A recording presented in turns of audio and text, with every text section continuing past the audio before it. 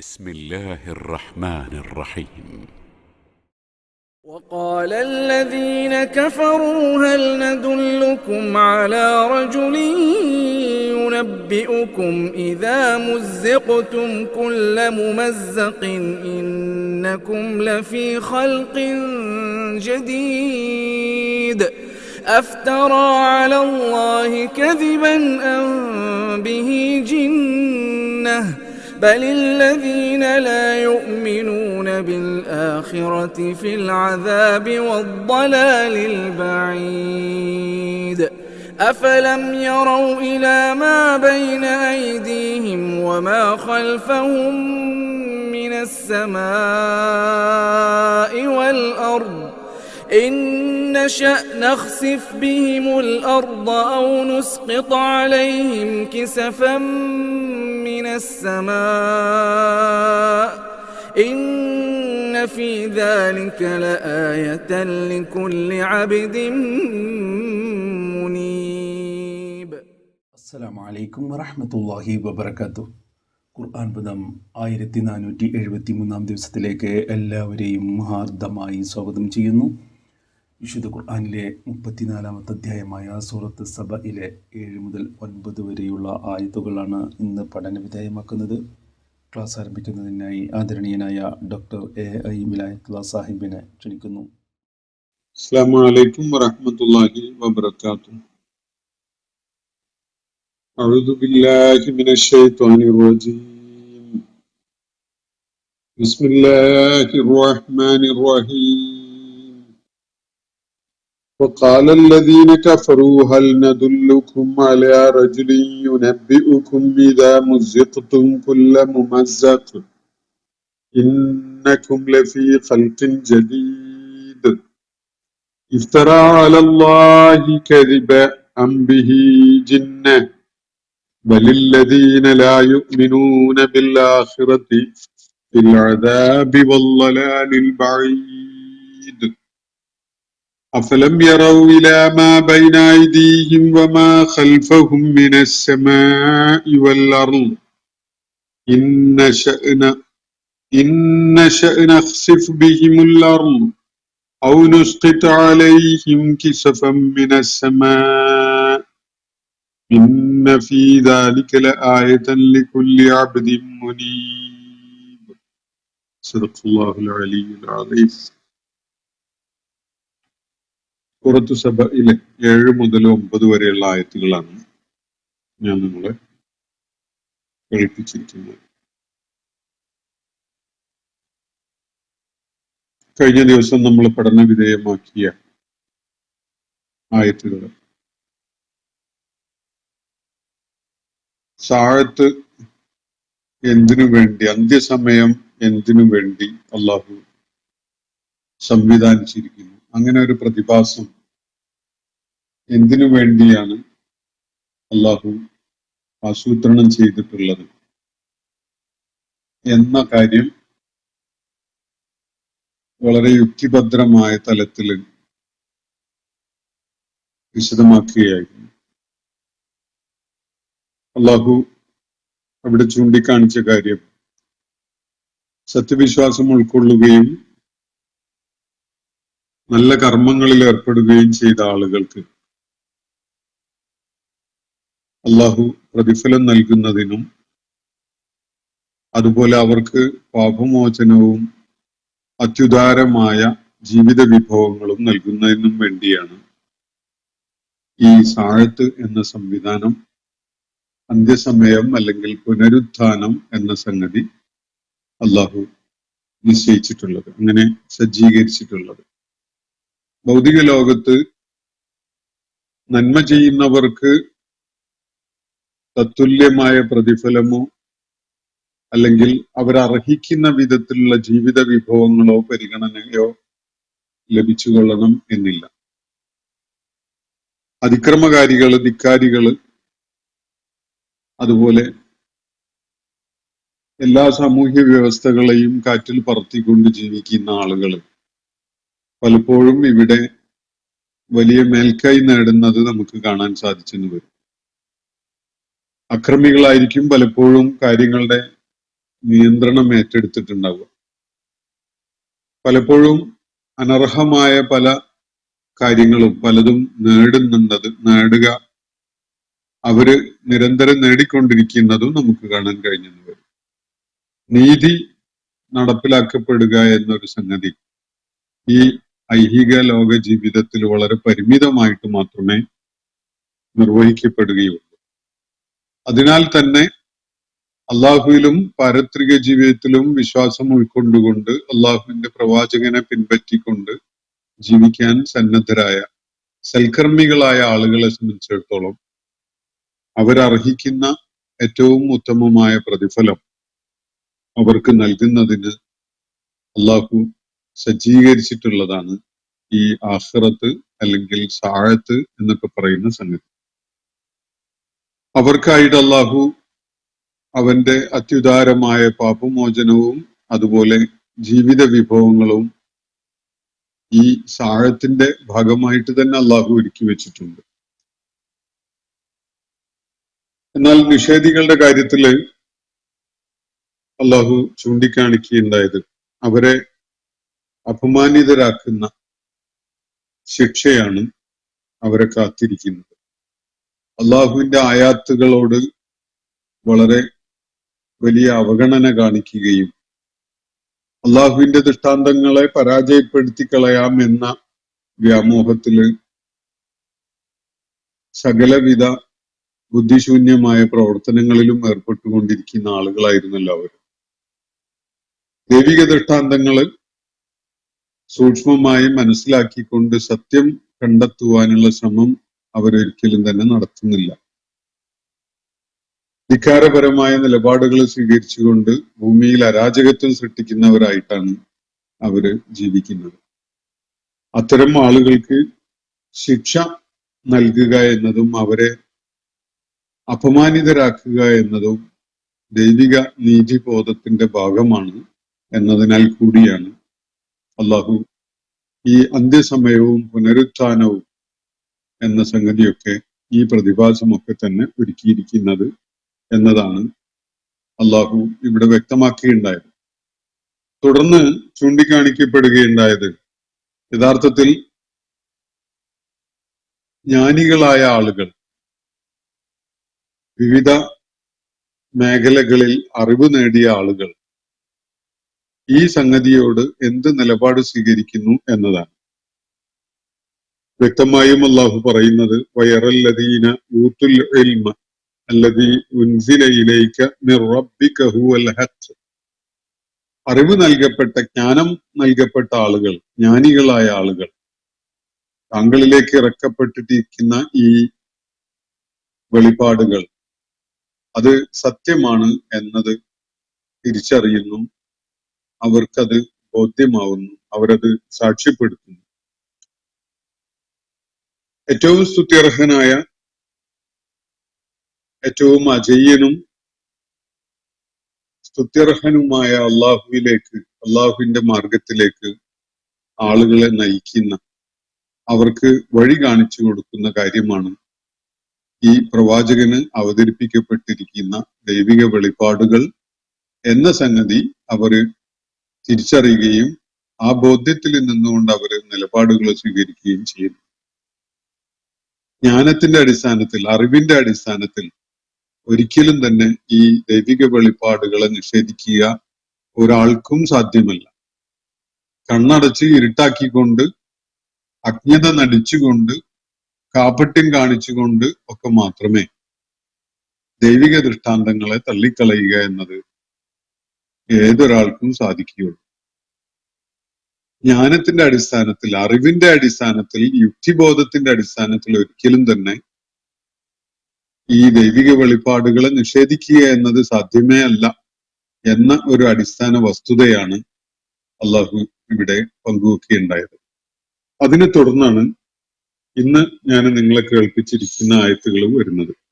ഇവിടെ നിഷേധികളുടെ ഒരു സംസാരം അള്ളാഹു ഉദ്ധരിക്കുകയാണ്. എന്നിട്ട് അതിനോട് പ്രതികരിച്ചുകൊണ്ടാണ് ചില കാര്യങ്ങൾ അള്ളാഹു ചൂണ്ടിക്കാണിക്കുന്നത്. വഖാലല്ലദീന കഫറൂ, അതിന്റെ തുടക്കം ഇങ്ങനെയാണ്. നിഷേധികൾ ഇങ്ങനെയാണ് പറയുന്നത്. സത്യനിഷേധികളായ ആളുകൾ ഇങ്ങനെ പറയുന്നു: ഹൽ നദുല്ലുക്കും അലാ റജുലിൻ യുനബ്ബിഉക്കും ഇദാ മുസ്സഖ്തും കുല്ല മുമസ്സഖിൻ ഇന്നക്കും ലഫീ ഖൽഖിൻ ജദീദ്. ഞങ്ങള് നിങ്ങൾക്ക് ഒരാളെ കാണിച്ചു തരട്ടെ. അവരുടെ സംസാരം തുടങ്ങുന്ന അങ്ങനെയാണ്. ഹൽ നദുല്ലുക്കും അലാ റജുലിൻ, ഒരാളെ നിങ്ങൾക്ക് ഞങ്ങൾ കാണിച്ചു തരട്ടെ. എന്താണ് അയാളുടെ പ്രത്യേകത? യുനബ്ബിഉക്കും, അയാൾ നിങ്ങളോട് പറഞ്ഞുകൊണ്ടിരിക്കുന്നത് എന്താ?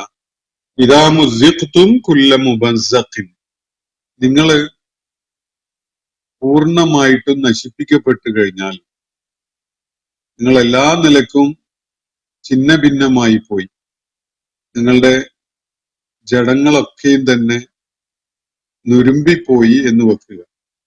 ആ വിധത്തിൽ നിങ്ങൾ പൂർണ്ണമായും നശിപ്പിക്കപ്പെട്ടു കഴിഞ്ഞതിന് ശേഷം ഇന്നക്കും ലഫീ ഖൽഖിൻ ജദീദ്, നിങ്ങൾ വീണ്ടും ഒരു പുതിയ സൃഷ്ടിയായി രൂപപ്പെടുത്തപ്പെടും എന്ന് പറഞ്ഞുകൊണ്ടിരിക്കുന്ന ഒരാളെ ഞാൻ അല്ലെങ്കിൽ ഞങ്ങൾ നിങ്ങൾക്ക് കാണിച്ചു തരട്ടെ എന്നാണ് സത്യനിഷേധികൾ വലിയ പരിഹാസത്തിന്റെ സ്വരത്തില്, പരിഹാസത്തിന്റെ ചുവയോടുകൂടി ഇവിടെ ചോദിക്കുന്ന ചോദ്യം. നിഷേധികള് അള്ളാഹുവിന്റെ ദൂതനെ തള്ളിക്കളയുന്ന, അദ്ദേഹം ജനങ്ങളെ കേൾപ്പിച്ചുകൊണ്ടിരിക്കുന്ന ദിവ്യ വെളിപ്പാടുകളെ അംഗീകരിക്കാതിരിക്കുന്ന, അതിനെ പല കാര്യങ്ങളും പറഞ്ഞുകൊണ്ട് പരിഹസിച്ചുകൊണ്ടിരിക്കുന്ന നിഷേധികളായ ആളുകൾ, ആ ആളുകള് ജനങ്ങളോടായിട്ട് പറയുന്ന ഒരു കാര്യമാണ് ഹൽ നദുല്ലുക്കും അലാ റജുലിൻ, ഒരാളെ ഞങ്ങൾ നിങ്ങൾക്ക് കാണിച്ചു തരട്ടെ. അത് സാധാരണത്വം ഉള്ള ഒരാളല്ല. സാധാരണ മനുഷ്യര് ഇങ്ങനെയുള്ള കാര്യം പറഞ്ഞുകൊണ്ട് നടക്കുന്നത് അധികമൊന്നും നമുക്ക് കാണാൻ പറ്റില്ല. ഇവിടെ നിഷേധികളെ പ്രത്യേകമായിട്ട് ഒരാളെ ചൂണ്ടിക്കാണിച്ചുകൊണ്ട്, അള്ളാഹുവിന്റെ പ്രവാചകനെയാണ് ചൂണ്ടിക്കാണിക്കുന്നത്. പറയുകയാണ് ഹൽ നദുല്ലുക്കും അലാ റജുലിൻ, ഒരാളെ ഞങ്ങള് നിങ്ങൾക്ക് കാണിച്ചു തരട്ടെ, നിങ്ങൾക്ക് ചൂണ്ടിക്കാണിച്ചു തരട്ടെ. ആളുടെ പ്രത്യേകത ഇതാണ്.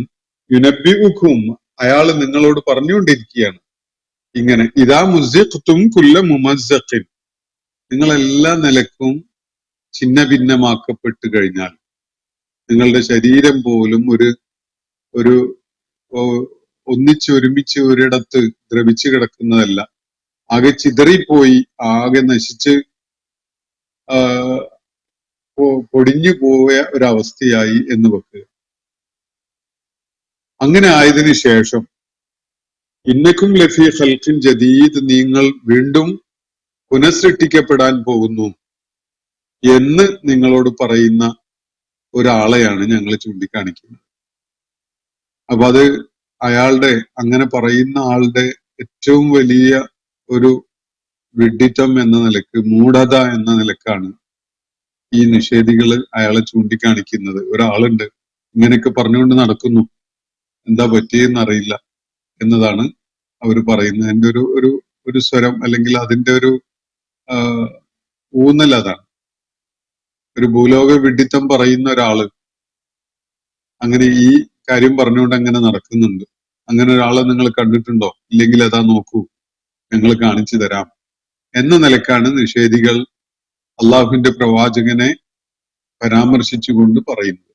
അൽ നദുല്ലുക്കും അലാ റജുലിൻ യുനബ്ബിഉക്കും ഇദാ മുസ്സഖ്തും കുല്ല മുമസ്സഖിൻ.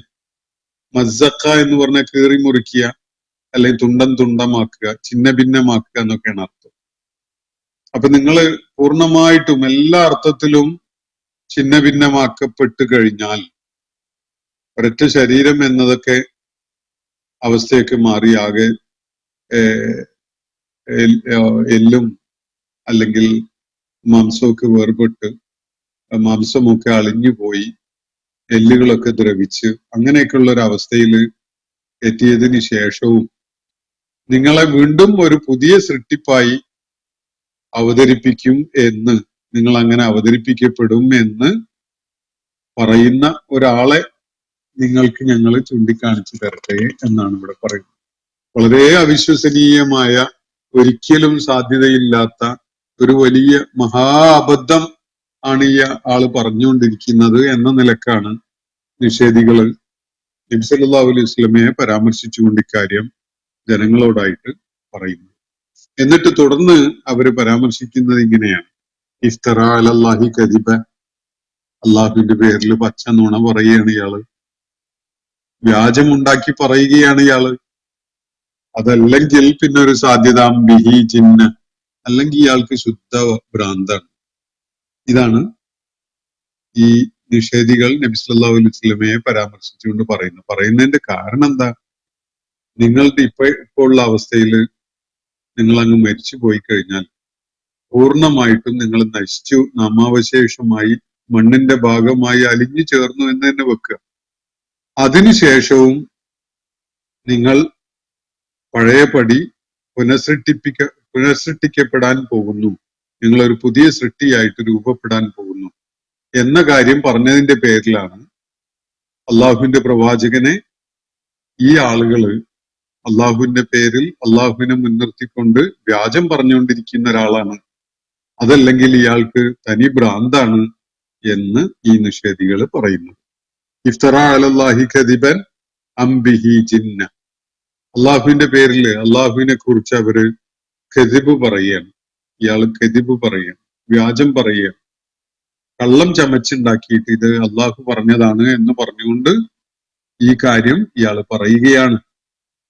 അതൊരിക്കലും വസ്തുതാപരമല്ല. ഇനി അയാൾ കള്ളം പറയുന്നതല്ലെങ്കിൽ പിന്നെ ഒരു സാധ്യതയുള്ളത് അയാള് തനി ഭ്രാന്തനാണ് എന്നതാണ്. മക്കയിലെ ആളുകളെ സംബന്ധിച്ചിടത്തോളം ഈ രണ്ട് സംഗതിയും എത്രത്തോളം അങ്ങ് സ്വീകാര്യമാവും എന്നതൊന്ന് ആലോചിച്ച് നോക്കാവുന്നതാണ്. പ്രവാചകത്വ ലബ്ധി വരെ അൽ അമീൻ എന്ന പേരില് സമൂഹത്തില് യുനാനിമസ് ആയിട്ട് അംഗീകരിക്കപ്പെട്ട, എല്ലാവരും കൂട്ടായ വിധത്തിൽ അംഗീകരിച്ച് വാഴ്ത്തിക്കൊണ്ടിരുന്ന ഒരു വ്യക്തിയാണ് മുഹമ്മദ് നബി സല്ലല്ലാഹു അലൈഹി വസല്ലം. ഒരിക്കൽ പോലും കള്ളം പറഞ്ഞിട്ടില്ലാത്ത ആള് എന്ന് സമൂഹം ഒന്നടങ്കം ഐക്യപ്പെട്ടുകൊണ്ട് അംഗീകരിച്ച ഒരു വ്യക്തിയാണ് മുഹമ്മദ് നബി സല്ലല്ലാഹു അലൈഹി വസല്ലം. പല കാര്യങ്ങളിലും തീർപ്പ് കൽപ്പിക്കാൻ അവര് അദ്ദേഹത്തെയായിരുന്നു കണ്ടിരുന്നത്. പല നടപടികൾക്കും നേതൃത്വം കൊടുക്കാൻ അദ്ദേഹത്തിനെയായിരുന്നു അവര് തെരഞ്ഞെടുത്തിരുന്നത്. അതിന്റെ കാരണം അദ്ദേഹത്തിന്റെ സത്യസന്ധതയായിരുന്നു. മക്കയിലെ ആളുകൾക്ക് ഒരിക്കൽ പോലും അള്ളാഹുവിന്റെ പ്രവാചകൻ കള്ളം പറഞ്ഞതായിട്ടുള്ള അനുഭവം ഉണ്ടായിട്ടേ ഇല്ല. ഇതാണ് ചരിത്ര വസ്തുത. രണ്ടാമത്തെ ഒരു കാര്യം, ഇവിടെ ഇവർ ആരോപിച്ചിരിക്കുന്നത് ഇയാൾക്ക് വട്ടായിരിക്കും, ഭ്രാന്തായിരിക്കും എന്നാണല്ലോ. നബി സല്ലല്ലാഹു അലൈഹി വസല്ലം വളരെ ഉയർന്ന ബുദ്ധിപരമായ നിലവാരം കാണിച്ചുകൊണ്ടിരുന്ന, ദൈക്ഷണികമായ വലിയ ഉയർന്ന ക്വാളിറ്റി കാണിച്ചുകൊണ്ടിരുന്ന ആളാണ്. അദ്ദേഹത്തിന്റെ ഭാഗത്ത് നിന്ന് എന്തെങ്കിലും ബുദ്ധിഭ്രംശമോ അല്ലെങ്കിൽ എന്തെങ്കിലും ബുദ്ധിക്ക് സ്ഥിരതയില്ലാത്ത വിധത്തിലുള്ള പെരുമാറ്റമോ ഒന്നും ഉണ്ടായിട്ടില്ല. അതുകൊണ്ട് തന്നെ ഈ നിഷേധികള് ഒരു സംശയരൂപേണ ഇവിടെ പറയുന്ന ഈ രണ്ട് കാര്യങ്ങള്, അദ്ദേഹം അള്ളാഹുവിന്റെ പേരിൽ വ്യാജം ചമച്ച് പറയുകയാണ് എന്നതും അദ്ദേഹത്തിന് ഭ്രാന്താണ് എന്നതും, ഈ രണ്ട് കാര്യവും അള്ളാഹുവിന്റെ ഈ ആയാത്തുകൾ കേട്ടുകൊണ്ടിരിക്കുന്ന മക്കയിലെ ആളുകളെ സംബന്ധിച്ചിടത്തോളം ഒരു നിലക്കും അവർക്ക് ബുദ്ധി കൊണ്ട് അല്ലെങ്കിൽ അവരുടെ ഒരു ചിന്ത അപ്ലൈ ചെയ്തുകൊണ്ട് അവർക്ക് സ്വീകാര്യമായിട്ട് തോന്നുകയില്ല. നിഷേധികൾ പറയുന്നത് ഈ അടിസ്ഥാനരഹിതമായ രണ്ട് കാര്യങ്ങളാണ്. അതിനോട് പ്രതികരിച്ചുകൊണ്ട് തുടർന്ന് അള്ളാഹു പറയുകയാണ്: വലില്ലദീന ലാ യുഅ്മിനൂന ബിൽ ആഖിറതി ഫിൽ അദാബി വല്ലലാലിൽ ബഈദ്. സത്യനിഷേധികള് അള്ളാഹുവിന്റെ പ്രവാചകനെ കുറിച്ച് പറഞ്ഞ കാര്യം നമ്മൾ കേട്ടു. അൽ നദുല്ലുക്കും എന്ന് പറഞ്ഞുകൊണ്ട് ഞങ്ങൾ നിങ്ങൾക്ക് കാണിച്ചു തരട്ടെ ഒരു ആളെ, അദ്ദേഹത്തിന്റെ യുനബ്ബിഉക്കും ഇദാ മുസിഖ്തും കുല്ല മുമസ്സഖിൻ ഇന്നക്കും ലഫീ ഖൽഖിൻ ജദീദ്. ഇങ്ങനെ പറഞ്ഞുകൊണ്ടിരിക്കുന്ന ഒരാളെ ഞങ്ങൾ നിങ്ങൾക്ക് ചൂണ്ടിക്കാണിച്ചു തരട്ടെ എന്നാണ് നിഷേധികൾ പറഞ്ഞുകൊണ്ടിരിക്കുന്നത് എന്നതാണ് ഈ ആദ്യ ഭാഗത്ത് പറയുകയുണ്ടായത്. എന്നിട്ട് അള്ളാഹു അതിനെ തുടർന്ന് പറയുന്നത്: ഈ ആളുകള് നബി സല്ലല്ലാഹു അലൈഹി വസല്ലമയുടെ കാര്യത്തില് ഉന്നയിച്ചിട്ടുള്ള രണ്ട് സംശയങ്ങൾ. ഒന്നുകിൽ അയാൾ കള്ളം പറയുകയാണ്, അള്ളാഹുവിന്റെ പേരിൽ വ്യാജം ചമച്ചുണ്ടാക്കി പറയുകയാണ്, അതല്ലെങ്കിൽ അയാൾക്ക് ഭ്രാന്താണ്. ഈ വിധത്തിലാണ് അവർ പ്രതികരിക്കുന്നത്. അപ്പൊ ഇങ്ങനെ സംസാരിച്ചു കൊണ്ടിരുന്ന നിഷേധികളെ പരാമർശിച്ചുകൊണ്ട് അള്ളാഹു പറയുന്നു, വലില്ലദീന ലാ യുഅ്മിനൂന ബിൽ ആഖിറ, പാരത്രിക ജീവിതത്തിൽ വിശ്വാസമില്ലാത്ത ആളുകളുണ്ടല്ലോ, അവര് ഫിൽ അദാബ്, വലിയ ശിക്ഷയിലാണ് അകപ്പെട്ടിരിക്കുന്നത്. വല്ലലാലിൽ ബഈദ്, അങ്ങേയറ്റം വഷളായ വിധത്തിലുള്ള ഒരു മാർഗഭ്രംശത്തിലുമാണ് അവരുള്ളത്. എന്ന് പറഞ്ഞാൽ സത്യത്തിൽ നിന്നും ശരിയായ പാതയിൽ നിന്നുമൊക്കെ ഒരുപാട് അകന്നു പോകുന്ന വിധത്തിലുള്ള മാർഗഭ്രംശമാണ് അവർക്ക് സംഭവിച്ചിട്ടുള്ളത്. ഇതാണ് അള്ളാഹു അതിനെക്കുറിച്ച് പരാമർശിക്കുന്നത്. ഈ ആഖിറത്തിൽ വിശ്വാസമില്ല എന്നതാണ് ഇവരുടെ യഥാർത്ഥ രോഗം. അവർ കരുതുന്നത് ഈ ഭൗതിക ജീവിതത്തിന്റെ സാധ്യതകൾ കഴിയുന്നതോടുകൂടി ജീവിതം അങ്ങ് പൂർണ്ണമായി തീർന്നു, പിന്നെ മരണശേഷം യാതൊന്നുമില്ല, യാതൊരു പിന്നെ അവരെ വേട്ടയാടുന്ന, അവരെ ആശങ്കപ്പെടുത്തുന്ന, അല്ലെങ്കിൽ അവർക്ക് ഏതെങ്കിലും നിലക്ക് പ്രയാസം ഉണ്ടാകുന്ന വിധത്തിലുള്ള യാതൊന്നും വരാനില്ല, കണ്ണ് ചിമ്മുന്നതോടുകൂടി എല്ലാം തീർന്നു എന്നാണ് ഇവർ സങ്കല്പിക്കുന്നത്. പക്ഷെ വളരെ യുക്തിഭദ്രമായ വിധത്തിൽ ഖുർആൻ ഈ സൂറത്തിന്റെ തുടക്കത്തിലും പലയിടങ്ങളിലും ചൂണ്ടിക്കാണിച്ചിട്ടുള്ള ഒരു സംഗതി, ഈ പ്രപഞ്ച സാകല്യം അള്ളാഹു അങ്ങനെ താൻ വെറുതെ അങ്ങുണ്ടാക്കിയതല്ല. ഇത് യാതൊരു കോൺസിക്വൻസും ഇല്ലാത്ത, യാതൊരു അനന്തരഫലവും യാതൊരു ആക്ഷേപത്തും നേരിടേണ്ടി വരാത്ത ഒരു കളിതമാശക്ക് വേണ്ടി ഉണ്ടാക്കിയ ഒരു സംഗതിയല്ല. മനുഷ്യ ജീവിതവും അങ്ങനെയല്ല. തീർച്ചയായിട്ടും മനുഷ്യൻ എല്ലാ സംഗതികൾക്കും ആൻസറബിലിറ്റി ഉള്ള ആളാണ്, അക്കൗണ്ടബിൾ ആണ്. കാര്യങ്ങൾക്ക് അവന്റെ കമ്മീഷനും ഒമിഷനും, അവൻ ചെയ്തതിന്റെ പേരിലും ചെയ്യാതെ മാറി നിന്നതിന്റെ പേരിലും ഒക്കെ ഉത്തരം ബോധിപ്പിക്കേണ്ടി വരുന്നവനാണ് മനുഷ്യൻ എന്ന കാര്യം വളരെ യുക്തിഭദ്രമായ വിധത്തില് അള്ളാഹു വിശുദ്ധ ഖുർആനിൽ പലയിടങ്ങളിലും ചൂണ്ടിക്കാണിച്ചിട്ടുണ്ട്. അപ്പൊ ഈ ആഖിറത്തിൽ വിശ്വാസമില്ലാത്തവർ എന്ന് പറയുന്നത് യഥാർത്ഥത്തിൽ ജീവിതത്തില് വളരെ നിരുത്തരവാദപരമായ നിലപാട് സ്വീകരിക്കുന്ന ആളുകളാണ്. അവർക്ക് എന്തുമാവാം, ഏത് വിധത്തിലും സ്വാർത്ഥമായ താല്പര്യങ്ങൾക്ക് വേണ്ടി, അല്ലെങ്കിൽ അവരുടെ ജഡികമായ ആഗ്രഹങ്ങൾ സഫലീകരിക്കുന്നതിന് വേണ്ടിയൊക്കെ മാത്രം പ്രവർത്തിച്ച് യാതൊരു നിയമവ്യവസ്ഥയും പാലിക്കാതെ തന്നെ യാതൊരു വിധത്തിലുള്ള ധാർമ്മികതയും അതുപോലെ നന്മ ഏത് തിന്മ ഏത് എന്ന ബോധമൊന്നും ഇല്ലാതെ തോന്നിയ വിധത്തിൽ അവർക്ക് ജീവിക്കാം. കാരണം മരണത്തോടെ എല്ലാം കഴിഞ്ഞല്ലോ, പിന്നെ ഒന്നുമില്ലല്ലോ. ഇതാണ് അവരുടെ നിലപാട്. ഈ ഒരു നിലപാട് സ്വീകരിച്ചത് കാരണമായിട്ടാണ് മരണശേഷം യാതൊന്നുമില്ല, ആഖിറത്ത് എന്നൊരു സംഗതി ഇല്ല എന്ന് കരുതുന്നത് കൊണ്ടാണ് ഇവര് ഈ നിന്ദ്യമായ ശിക്ഷ ഏറ്റുവാങ്ങേണ്ടി വന്നിരിക്കുന്നത് എന്നതാണ് അള്ളാഹു ഇവിടെ ചൂണ്ടിക്കാണിക്കുന്ന കാര്യം. പാരത്രിക വിശ്വാസമില്ലാത്ത ആളുകളെ സംബന്ധിച്ചിടത്തോളം നന്മയിലേക്ക്, സത്യത്തിലേക്ക് ജനങ്ങളെ വിളിക്കുന്ന ഒരു പ്രവാചകൻ എന്ന ആശയം തന്നെ സ്വീകാര്യമാവുകയില്ല. അപ്പോ ആ പ്രവാചകൻ മുന്നോട്ട് വെക്കുന്ന കാര്യങ്ങളൊന്നും തന്നെ അവർ ഗൗരവത്തിൽ കാണുകയില്ല. പിന്നെ പ്രവാചകന്റെ പേരിൽ ആരോപണം ഉന്നയിക്കുകയായി. അദ്ദേഹം ദൈവത്തെ മുൻനിർത്തിക്കൊണ്ട് കള്ളം പറയുകയാണ്, അദ്ദേഹത്തിന് ഭ്രാന്താണ് എന്നൊക്കെ പറഞ്ഞുകൊണ്ട് അവരതിനെ നേരിടുക എന്നതാണ് പിന്നെ തുടർന്ന് സംഭവിക്കുന്ന കാര്യം. അപ്പോ ആഖിറത്തിൽ വിശ്വാസമില്ലാത്ത ആളുകൾ യഥാർത്ഥത്തിൽ അവരകപ്പെട്ടിരിക്കുന്നത് ഫിൽ അദാബ്, വലിയ ശിക്ഷയിലാണ് അകപ്പെട്ടിരിക്കുന്നത്. പിന്നെയോ വല്ലലാലിൽ ബഈദ്, ഒരു തിരിച്ചുവരവ് സാധ്യമല്ലാത്ത വിധത്തിലുള്ള വ്യതിചലനത്തിലാണ് അവരുള്ളത്. കാരണം അവര് മനസ്സുകൊണ്ട് ആ മിഥ്യയെ അങ്ങ് പുൽകിയിരിക്കുകയാണ്, ആ മിഥ്യയെ അവര് ഭരിച്ചിരിക്കുന്നു. അതാണ് മരണശേഷം ഒന്നുമില്ല എന്ന ഒരു ധാരണ അവരെ പൂർണ്ണമായിട്ട് ഗ്രസിച്ചിരിക്കുകയാണ്. അതിൽ നിന്ന് മുക്തി നേടുക എന്നത് അവരെ സംബന്ധിച്ചിടത്തോളം എളുപ്പമായ ഒരു കാര്യമേ അല്ല. അതുകൊണ്ട് അതിനെ അള്ളാഹു പരാമർശിക്കുന്നത് വല്ലലാലിൽ ബഈദ് എന്നതാണ്. വളരെ വിദൂരസ്ഥമായ മാർഗഭ്രംശം എന്ന് വേണമെങ്കിൽ അത് പറയാം. വളരെ വഷളായ അല്ലെങ്കിൽ അപഹാസ്യമായ മാർഗഭ്രംശം എന്നൊക്കെ മനസ്സിലാക്കാം അതിന്. അപ്പോ വിദൂരമായ അതൊരു മെറ്റഫറാണ്. യഥാർത്ഥത്തില് ഒരാള് ഒരു ക്രോസ് റോഡിൽ നിന്ന് തെറ്റായ ഒരു വഴിയിലേക്ക് നീങ്ങി എന്ന് വെക്കുക. ഒരു ക്രോസ് റോഡിൽ എത്തിയതിനു ശേഷം അയാൾ ചൂസ് ചെയ്തത് ഒരു റോങ് വേ ആണ്, റോങ് പാത്താണ്. എന്നിട്ട് അതിലൂടെ അങ്ങ് നീങ്ങിയാൽ അയാൾ എത്രത്തോളം സഞ്ചരിക്കുന്നോ അത്രത്തോളം ശരിയിൽ നിന്ന് അകന്നു പോവുകയാണല്ലോ. അതാണ് ഇവിടെ ഹിഡൻ ആയിട്ടുള്ള ഒരു താരതമ്യം ഉള്ളത്, ഒരു കമ്പാരിസൺ ഉള്ളത് അതാണ്. അപ്പൊ ഒരാള് അങ്ങനെ ഒരു ക്രോസ് റോഡിൽ എത്തിയിട്ട് അയാൾ ഇടത്തോട്ടാണ് പോകേണ്ടിയിരുന്നത്, എന്നിട്ട് അയാള് ചൂസ് ചെയ്തത് വലത്തോട്ടുള്ള വഴിയാണ് എങ്കിൽ വലത്തോട്ട് എത്ര കണ്ടു പോകുന്നോ അത്രയും അയാള് ശരിയായ പാതയിൽ നിന്ന് അകന്നു പോവുകയാണല്ലോ. ആ ഒരു മെറ്റഫർ കണ്ടുകൊണ്ടാണ് വല്ലലാലിൽ ബഈദ് എന്ന പ്രയോഗം വരുന്നത്. അപ്പൊ ഈ ആളുകള് വലിയ ശിക്ഷയിലാണ് അകപ്പെട്ടിരിക്കുന്നത്. പാരത്രിക ജീവിതത്തിൽ വിശ്വാസമില്ലാത്ത, മരണശേഷം ഒരു അക്കൗണ്ടബിലിറ്റി വേണ്ടി വരുന്ന ഒരു ജീവിതമുണ്ട് എന്ന കാര്യത്തിൽ വിശ്വാസമില്ലാത്ത ആളുകൾ വലിയ ശിക്ഷയിലാണ് അകപ്പെട്ടിരിക്കുന്നത്. വലിയ വിധത്തിൽ അവര് മാർഗഭ്രംശം സംഭവിക്കുകയും ചെയ്തിരിക്കുന്നു എന്നാണ് വിശുദ്ധ ഖുർആൻ ഇവിടെ വ്യക്തമാക്കുന്നത്.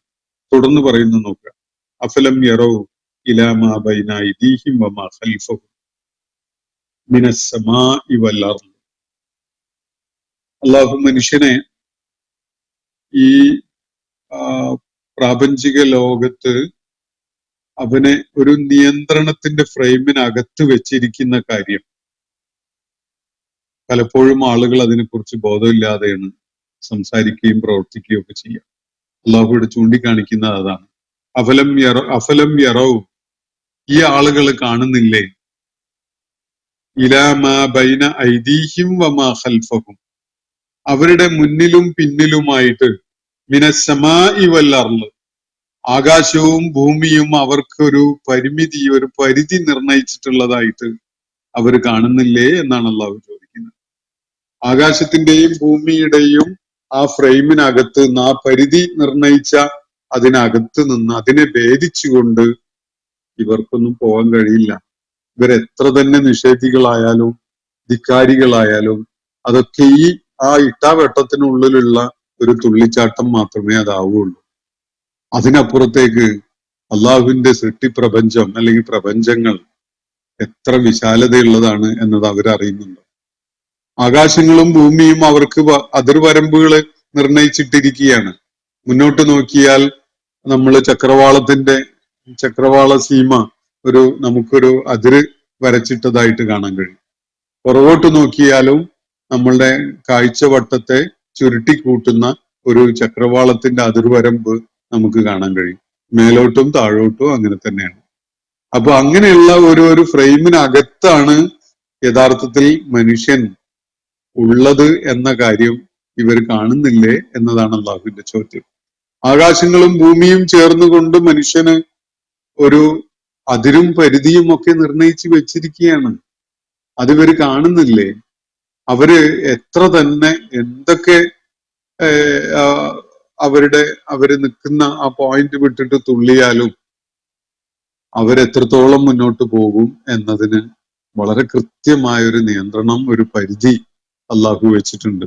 അതിവർക്ക് കാണാൻ പറ്റുന്നില്ലേ എന്നാണ് അള്ളാഹു ചോദിക്കുന്നത്.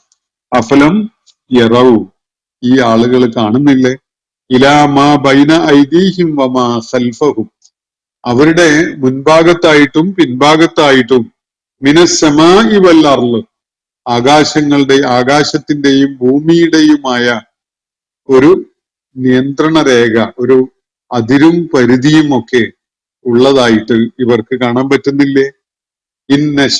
ഇനി ആലോചിച്ച് നോക്കൂ, നാം ഉദ്ദേശിക്കുന്നുവെങ്കിൽ നഖ്സിഫ് ബിഹിമുൽ അർള്, ഭൂമി അവനെയും കൊണ്ടങ്ങ് ആണ്ടുപോകും. അത്രയേ ഉള്ളൂ. ഇവൻ കരുതുന്നുണ്ടാവും ഈ ഭൂമിയിൽ താൻ വളരെ ഫേമായ ഒരു പ്രതലത്തിലാണുള്ളത്. അവന്റെ കാൽ കീഴിൽ ഭൂമി അങ്ങ് ഇടിഞ്ഞ് പാതാളത്തിലോട്ട് അങ്ങ് ആഴത്തിലേക്ക് അണ്ടുപോകുന്ന ഒരു സാധ്യതയെക്കുറിച്ച് അവന് കാണുന്നില്ലേ? ഭൂമി ഇപ്പോ അവന് നിൽക്കുന്ന പ്രതലം വളരെ ഫേമാണ്, സോളിഡാണ്, നല്ല ഉറച്ച പ്രതലമാണ്, പാറയാണ് എന്നൊക്കെ അവൻ കരുതുന്നുണ്ടാവും. പക്ഷെ ഭൂമിയുടെ ആ ഭാഗം അങ്ങ് കൊഴിഞ്ഞാണ്ടു പോവുക എന്നത്, അവനെയും കൊണ്ട് അങ്ങ് കുഴിഞ്ഞാണ്ട് പോവുക എന്നത് അസംഭവ്യമാണ് എന്നാണോ അവൻ കരുതുന്നത്? അതാണ് അള്ളാഹു ഉന്നയിക്കുന്ന ഒരു ചോദ്യം. ഇനി വേറെ ഒന്ന്, അവന്റെ മേൽ നിയന്ത്രണം ഏർപ്പെടുത്തുന്ന മറ്റൊരു സംഗതിയാണല്ലോ ആകാശം. ആകാശം എന്ന് പറയുന്നത് നമ്മള് ഈ പഴയ കാലത്ത് മനുഷ്യർ മനസ്സിലാക്കിയിരുന്ന പോലെ ഒരു ഫേമായ സോളിഡായ ഒരു എൻറ്റിറ്റി എന്നുള്ള നിലക്കല്ല ഖുർആൻ പറയുന്നത്. ആകാശത്തെ ഉയരങ്ങൾ എന്നുള്ള നിലക്കാണ്. പക്ഷെ ആകാശത്ത് നിന്ന് നമുക്ക് മേലോട്ട് നമ്മുടെ ഭൂമിയിലുള്ള അവസ്ഥയിൽ നിന്ന് നമുക്ക് മേലോട്ട് നോക്കുമ്പോൾ ഒരു പരിധിയും അതിരും ഒക്കെ നിർണയിക്കപ്പെട്ടത് കാണാൻ കഴിയും. അനന്തമായ ഒരു ലോകത്തേക്ക് നമ്മുടെ കാഴ്ചയെ പോകാൻ അനുവദിക്കാത്ത വിധത്തില് ആകാശം ഒരു മേലാപ്പ് പോലെ നമ്മുടെ മുന്നിലുണ്ട്. നമ്മളെ മേലെ അങ്ങനെ ഉണ്ട്. ഒരു റൂഫ് പോലെയാണ് ആകാശം നമ്മൾ കാണുമ്പോൾ ഉള്ളത്. അവിടെ കുറെ വിളക്ക് കത്തിച്ച് വെച്ച പോലെ നമുക്കത് അനുഭവപ്പെടുകയാണ്. എന്നാൽ അത് അള്ളാഹു നിശ്ചയിച്ചു വെച്ചിട്ടുള്ള ചില അതിരും പരിധിയൊക്കെയാണ്. അതിന്റെ മേലോട്ട് നമുക്ക് പോകാൻ കഴിയാത്ത വിധത്തിൽ അതിനെ അങ്ങനെ സംവിധാനിച്ചു വെച്ചിട്ടുണ്ട്. പക്ഷെ അതേ സമയത്ത് നമ്മൾ വളരെ സേഫ് ആൻഡ് കംഫർട്ടബിൾ എന്ന് കരുതുന്ന ഈ കാനപ്പി, ഈ മേലാപ്പ് ഉണ്ടല്ലോ, ആകാശം ഒരുക്കിയിട്ടുള്ള ഈ റൂഫ്, മേൽക്കൂര, അവിടുന്ന് പലതും നമ്മുടെ മേലെ ഇടിഞ്ഞു പൊളിഞ്ഞു വീഴാം. അങ്ങനെയൊന്നും ഉണ്ടാവില്ല എന്നാണോ ഇവര് സങ്കല്പിക്കുന്നത്? ശാസ്ത്രീയമായിട്ട് ആലോചിക്കുമ്പോൾ ഭൂമിയിൽ പല ഉൽക്കവർഷങ്ങളും അതുപോലെയുള്ള പലതും ഉണ്ടായിട്ടുണ്ട്. പഴയ കാലത്ത് ശാസ്ത്ര ഈ പ്രപഞ്ചത്തിന്റെ ചരിത്രം വായിച്ചും മനസ്സിലാക്കിയാൽ തന്നെ നമുക്കത് കാണാൻ കഴിയും. ബാഹ്യ ലോകത്തുനിന്ന് ബഹിരാകാശത്തു നിന്നൊക്കെ പലതും ഭൂമിയിലേക്ക് വന്ന് പതിക്കുന്ന അവസ്ഥ ഉണ്ടായിട്ടുണ്ട്. അള്ളാഹു ഇവിടെ ചോദിക്കുന്നത്, ആകാശവും ഭൂമിയും ചേർന്ന് അവർക്കൊരു അതിരും പരിധിയും നിർണയിച്ചു വെച്ചിട്ടുള്ള കാര്യം അവര് കാണുന്നില്ലേ? അവര് കരുതുന്നുണ്ടാവും ആകാശം വളരെ സുരക്ഷിതമായ ഒരു മേൽക്കൂര ഒരുക്കിയിട്ടുണ്ട്, ഭൂമി വളരെ ഫേമായ ഉറച്ചു നിൽക്കാവുന്ന വിധത്തിലുള്ള ഒരു പ്രതലം അവർക്ക് ഒരുക്കി കൊടുത്തിട്ടുണ്ട്. ഈ രണ്ട് സംരക്ഷണ സംവിധാനങ്ങൾക്കിടയിൽ അവര് വളരെ സുരക്ഷിതരാണ് എന്നാണ് അവർ കരുതുന്നത്. പക്ഷെ അത് അവരുടെ മൂഢമായ ധാരണയാണ്. ഭൂമി എപ്പോ വേണമെങ്കിലും അവരെ അങ്ങ് ആഴ്ത്തിക്കളയുന്ന വിധത്തിൽ ഒരു ഭാഗം, അവരുള്ള ആ ഭാഗം അങ്ങ് ആണ്ടുപോയെന്ന് വരും.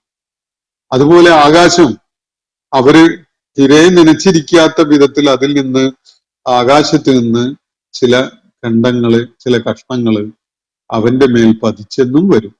അള്ളാഹു പറയുന്ന ഒരു കാര്യം ശ്രദ്ധിച്ചു നോക്കുക. നാം ഉദ്ദേശിക്കുന്നുവെങ്കിൽ നഖ്സിഫു ബിഹിമുൽ അർള്, ഭൂമിയെ നാം ഉദ്ദേശിക്കുന്നുവെങ്കിൽ അവനെയും കൊണ്ട് അങ്ങ് താഴ്ന്നു പോകുന്ന വിധത്തിലാക്കാം. ആ ഭാഗം ഭൂമി ഇടിഞ്ഞ് അങ്ങ് താഴ്ന്നു പോകുന്ന വിധത്തില് അത് അങ്ങനെ ഒരു സംഭവം, ഒരു പ്രതിഭാസം പ്രവർത്തനക്ഷമമാക്കാം. ഔ നുസ്ഖിതു അലൈഹിം കിസഫം മിനസ്സമാ, അല്ലെങ്കിൽ ആകാശത്ത് നിന്ന് ചില കഷ്ണങ്ങൾ അവന്റെ മേൽ ഉതിർന്നു വീഴുന്ന ഒരവസ്ഥ ഉണ്ടാകാം.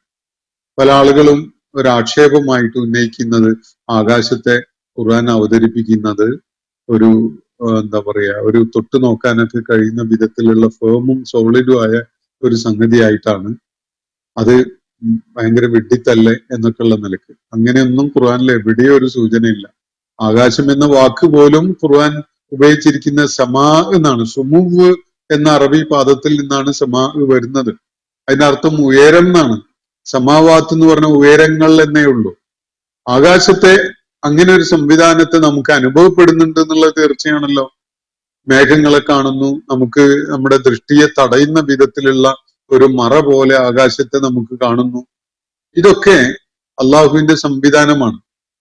ഈ സംവിധാനങ്ങളൊക്കെ ഇരിക്കെ തന്നെ അവന്റെ മേൽ ചില ഖണ്ഡങ്ങള്, ചില കഷ്ണങ്ങള് വന്ന് പതിക്കുന്ന ഒരവസ്ഥ ആകാശത്തിൽ നിന്നുണ്ടാവാം.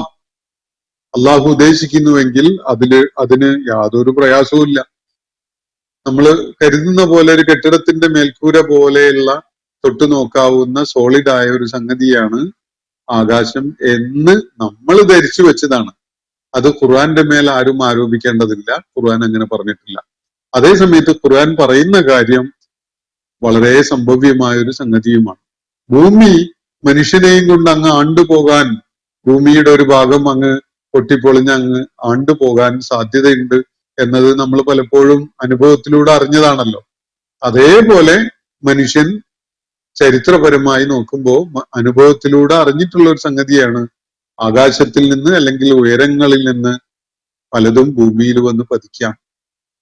അതിന് സാധ്യത ധാരാളം ഉണ്ട്. അള്ളാഹു ഉദ്ദേശിക്കുന്ന പക്ഷം അങ്ങനെ ഉണ്ടാകാം. ഔനുസ്ഖിതാലയും കിസഫം മിനസ്സമാ, ആകാശത്തിൽ നിന്ന് ചില ഖണ്ഡങ്ങൾ, ചില ഭാഗങ്ങൾ, ചില അടരുകള് അവന്റെ മേൽ ചെന്ന് അവരുടെ മേൽ വന്ന് പതിക്കുന്ന ഒരു സാധ്യതയെ അള്ളാഹു ഉദ്ദേശിക്കുന്നുവെങ്കിൽ പ്രവർത്തനക്ഷമമാക്കി എന്ന് വരും. ഇന്നഫീദ് ആലിക്ക, നിശ്ചയമായിട്ടും ഈ ഒരു കാര്യത്തില് ആയതൻ ലികുല്ലി അബ്ദിൻ മുനീബ്, അള്ളാഹുവിലേക്ക് മനസ്സുകൊണ്ട് തേടുന്ന, അവനിലേക്ക് മടങ്ങാൻ, അവനോട് ചേരാൻ, അവന് വിധേയപ്പെടാൻ ആഗ്രഹിക്കുന്ന ഒരു ദാസനെ സംബന്ധിച്ചിടത്തോളം ഈ കാര്യത്തിൽ വലിയ കണ്ണു തുറപ്പിക്കുന്ന ദൃഷ്ടാന്തമാണുള്ളത്. ഭൂമി ആണ്ടുപോകാം. ഭൂമിയുടെ ഒരു ഭാഗം, നമ്മൾ നിൽക്കുന്ന ആ പ്രതലം അങ്ങ് പൊട്ടിപ്പൊളിഞ്ഞ ആഴത്തിലേക്ക് അങ്ങ് ഭൂമിയുടെ അന്തർഭാഗത്തേക്ക് അങ്ങ് ആണ്ടുപോവാൻ ഇടയുണ്ട്. അത് അള്ളാഹു ഉദ്ദേശിക്കുമ്പോൾ അത് സംഭവിക്കും. അങ്ങനെയുള്ള ഇടിച്ചിലോ ഒക്കെ സംഭവിക്കുക. ലാൻഡ് സ്ലൈഡും അതുപോലെയുള്ള കാര്യങ്ങളൊക്കെ നമുക്ക് പരിചയമുള്ളതാണ്. എത്രയോ സംഭവങ്ങൾ റിപ്പോർട്ട് ചെയ്യപ്പെടുന്നത് നമ്മൾ കാണുന്നുണ്ട്. ഇതേപോലെ തന്നെ ബാഹ്യലോകത്തുനിന്ന് ബഹിരാകാശത്തു നിന്നൊക്കെ ചില ഫലകങ്ങളും ചില കഷ്ണങ്ങളും ഒക്കെ തന്നെ പൊട്ടിപ്പൊളിഞ്ഞ് ഭൂമിയിൽ വന്ന് പതിക്കാനും ഇടയുണ്ട്. ഇത് ഇങ്ങനെ ഒരു സാധ്യതയുണ്ട് എന്നത് അവൻ അറിയുന്നേ ഇല്ല. ആകാശവും ഭൂമിയും നിർണയിച്ചു വെച്ചിട്ടുള്ള ആ അതിരും പരിധിയും അതിനകത്താണ് മനുഷ്യനുള്ളത്.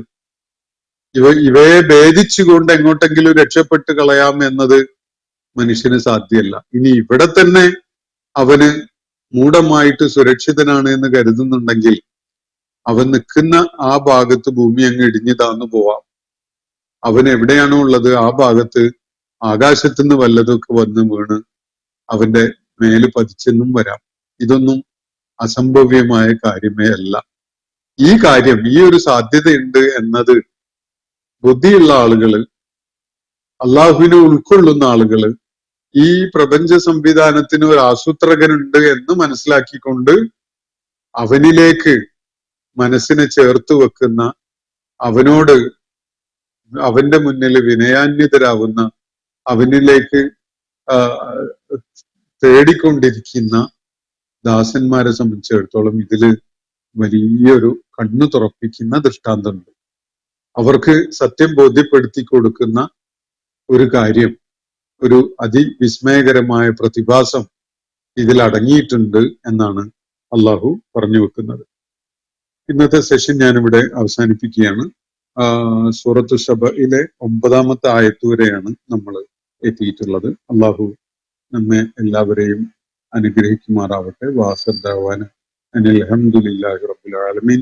അസ്സലാമു അലൈക്കും വറഹ്മത്തുള്ളാഹി വബറകാതുഹു. ഇന്നത്തെ ഖുർആൻ പദം ഇവിടെ സമാപിക്കുന്നു. ഖുർആൻ പഠനത്തിൽ പങ്കെടുത്ത എല്ലാവർക്കും അല്ലാഹു അർഹമായ പ്രതിഫലം നൽകി അനുഗ്രഹിക്കട്ടെ. വആഖിർ ദഅവാന അനിൽ ഹംദുലില്ലാഹി റബ്ബിൽ ആലമീൻ. അസ്സലാമു അലൈക്കും വറഹ്മത്തുള്ളാഹി വബറകാതുഹു.